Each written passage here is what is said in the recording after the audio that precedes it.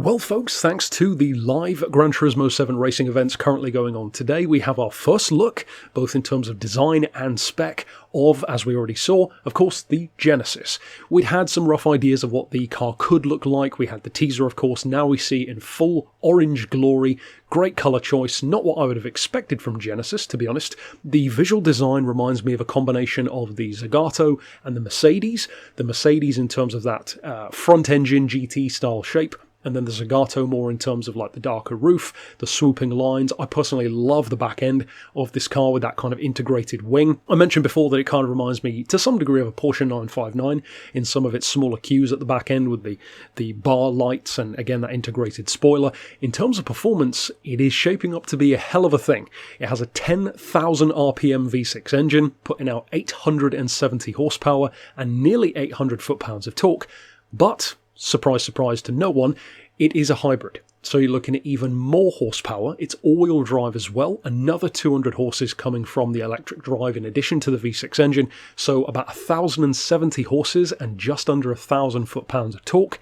So it is going to be fast. Even if you can't do anything to the engine, chances are you probably can't, as with most of the other Vision GTs, but it should be pretty damn quick. And personally, I think it looks pretty damn good as well. Now, of course, in terms of getting this car, you can already gain early access to it, not to drive in the game, but be part of the early access program by watching the live event in-game in the top right of the screen. You literally only have to log in to the viewing and then leave immediately, so it's easy to do. I covered, of course, that before when we first saw this mystery Vision GT announced, so you can win a couple of other cars as well if you just want to sell them or whatever.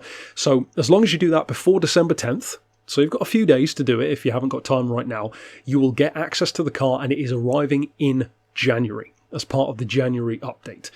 So overall, it's looking, if nothing else, to shape up to be a pretty rapid car. We'll have to see, of course, how good it is in terms of handling, because often the really quick in a straight line Vision GTs tend to kind of fumble the ball a bit through corners.